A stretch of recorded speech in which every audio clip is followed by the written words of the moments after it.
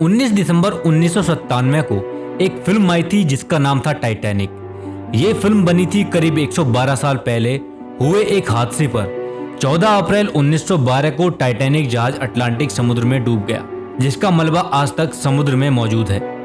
18 जून 2023 को अमेरिकी company ocean gate की टाइटन नाम की सबमरीन से 5 लोग टाइटैनिक का मलबा देखने के लिए निकले, जिसमें पाकिस्तानी बाप बेटे भी थे। आप ये सुनकर हैरान हो जाएंगे कि पाकिस्तान से आए इन दोनों लोगों की फ्लाइट भी मिस हो गई थी, वरना ये लोग हादसे से एक दिन पहले ही टाइटैनिक को देखने वाले थे।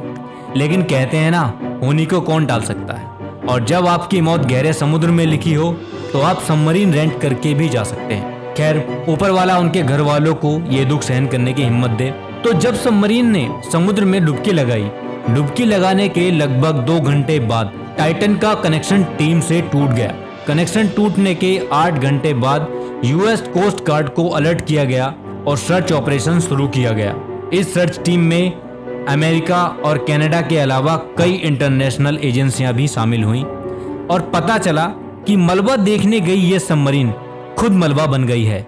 लेकिन सवाल ये है कि पैसेंजर्स के साथ क्या हुआ, कैसे हुआ, क्या है ये ओशन गेट टूरिज्म जिस पर लोग करोड़ों रुपए खर्च करते हैं। तो चलिए मैं आपको ये बात डिटेल में बताता हूँ। इस कहानी की शुरुआत होती है 15 अप्रैल 1912 को ब्रिटेन के साउथहैम्पटन शहर में टाइटैनिक नाम का एक जहाज न्यूयॉर्क के लिए रवाना हुआ था। अपने पहले ही ट्रिप में जहाज एक आइसबर्ग से टकरा गया। जहाज में सवार 2200 पैसेंजर्स और क्रू मेंबर्स में से 1500 से ज्यादा लोगों की मौत हो गई। आपने ये शायद फिल्म में भी देखा होगा। टाइटैनिक के समुद्र में डूबने के बाद इसका मलबा ढूंढने का काम शुरू हुआ। और दोस्तों, आप सोचो इस जहाज का मलबा ढूंढने में सर्च टीम को कितना टाइम लगा होगा। लगभग 63 साल लग गए थे। जी हाँ दोस्तों, 1985 में कनाडा के कोस्ट से लगभग 650 किलोमीटर दूर टाइटैनिक का मलबा ट्रेस किया गया और मलबा मिलने के बाद लोगों में इसे देखने की कुलबुलाहट होने लगी।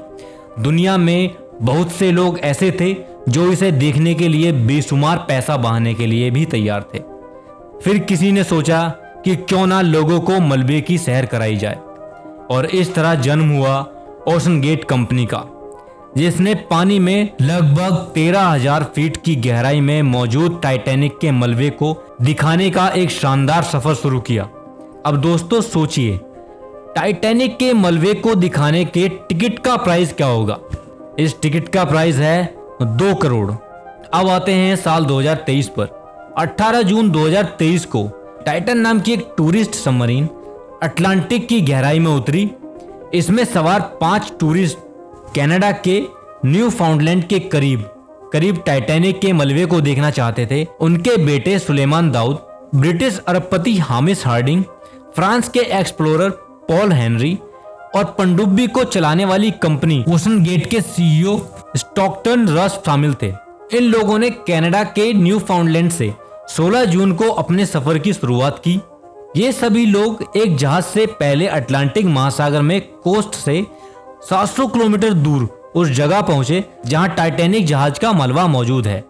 इसके बाद 18 जून को सुबह 9 बजे ये लोग समुद्र की गहराई में उतरे और करीब 11:47 पर ही सबमरीन का कनेक्शन सपोर्ट बोट से टूट गया। लेकिन इसमें किसी को कोई परेशानी वाली बात नहीं लगी, क्योंकि ये समुद्र की वो गहराई थी जहां पर गुप्त अंधेरा होता है और आमतौर पर यहाँ पर कनेक्शन टूट ही जाता है। इस गहराई में रेडार भी काम नहीं करता और सोनार के हिसाब से आपको चलना पड़ता है। दोस्तों, आपको जानकर हैरानी होगी, 13,000 मीटर की इस गहराई में बहुत विशालकाय और अजीबोगरीब जानवर रहते हैं। सोचो, ऐसी जगह जहां लाइट का नामो निशान नहीं है और वहां पर इतने विशालकाय जीव रहते हैं। है ना इंटरेस्टिंग बात। खैर, इन 5 को अपना ये टूर खत्म करके शाम 6:10 पर सतह पर लौटना था, लेकिन ऐसा नहीं हुआ। टाइटन सबमरीन के नहीं लौटने पर शाम 6:35 पर इसे ढूंढने का काम शुरू किया गया। सबमरीन में लगभग 96 घंटे की ही ऑक्सीजन थी, इसलिए जैसे जैसे वक्त बीत रहा था लोगों की धड़कनें बढ़ती जा रही थी और टाइटन सबमरीन का कोई पता नहीं लग रहा था। लापता सबमरीन की तलाश में इंटरनेशनल लेवल पर बचाव अभियान चलाया गया, लेकिन सामने कुछ नहीं आया। सामने जो चीज आई थी वो थी एक खबर। 22 जून की शाम यूएस कोस्ट गार्ड ने टाइटन में सवार 5 लोगों की मौत होने की जानकारी दुनिया को दी और बताया गया कि इम्प्लोजन में पनडुब्बी तबाह हो गई है। दरअसल एक्सप्लोजन यानी विस्फोट का उल्टा इम्प्लोजन होता है। एक्सप्लोजन में कोई भी चीज अंदर से बाहर की तरफ फटती है, वहीं इम्प्लोजन में बाहर से अंदर की तरफ प्रेशर के चलते धमाका होता है और कोई भी माचिस के डिब्बे की तरह सिकुड़ जाता है। समुद्र के फोरेंसिक एक्सपर्ट टॉम मैडॉक्स ने CAN के साथ बातचीत में बताया कि सबमरीन में किसी स्ट्रक्चरल खामी की वजह से सबमरीन उस पर पड़ने वाले बहुत ज्यादा दबाव को झेल नहीं सकी और धमाके में बिखर गई।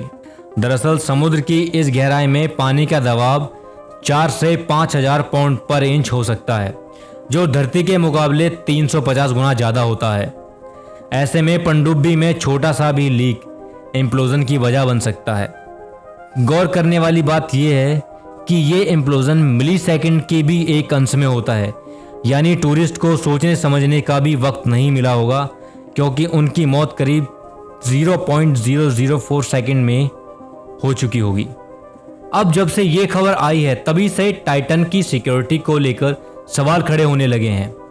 द गार्जियन की एक रिपोर्ट के मुताबिक 20 जून 2018 को न्यूयॉर्क टाइम्स ने एक लेटर पब्लिश किया था जिसे इग्नोर कर दिया गया और सबमरीन बनाने वाली इंडस्ट्रीज के कई लीडर्स ने टाइटन बनाने वाली ओशन गेट के CEO स्टॉकटन रस को भी अपनी चिंताएं बताई और कहा कि इससे बहुत बड़ी प्रॉब्लम पैदा हो सकती हैं। इसके 1 साल बाद ओशन गेट ने एक ब्लॉग पोस्ट लिखकर मामले को सफाई देते हुए कहा कि एक्सीडेंट्स के लिए सबमरीन नहीं उसके ऑपरेटर्स जिम्मेदार होते हैं और यही मामले को दबा दिया गया। 2022 में एक न्यूज रिपोर्टर ने दावा किया था कि इस पर जाने के लिए उन्होंने एक डॉक्यूमेंट पर साइन किए थे।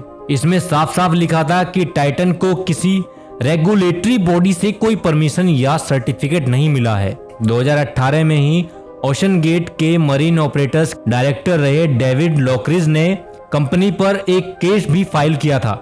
इसमें कहा गया था कि टाइटन का समुद्र की इतनी गहराई में जाना प्रॉब्लम दे सकता है।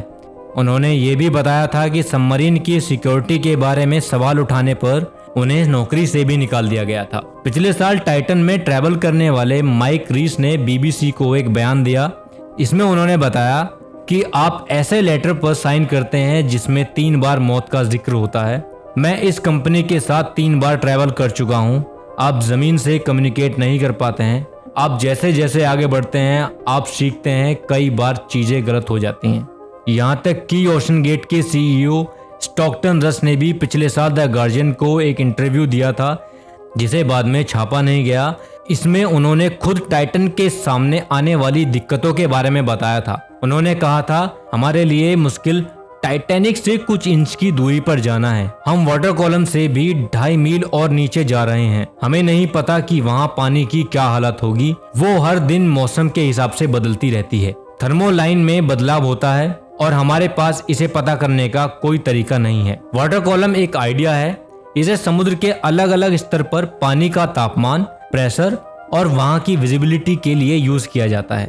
खैर, यहाँ सवाल ये उठता है कि जब सिक्योरिटी को लेकर इतने सवाल थे, इतना जोखिम भरा और मौत का टूर किया ही क्यों गया? क्योंकि आप खुद देखिए, जो इम्प्लोजन वहाँ हुआ वो इतना खतरनाक था कि अब ये माना जा रहा है कि 5 ट्रेवलर्स की बॉडी तक नहीं मिल पाई।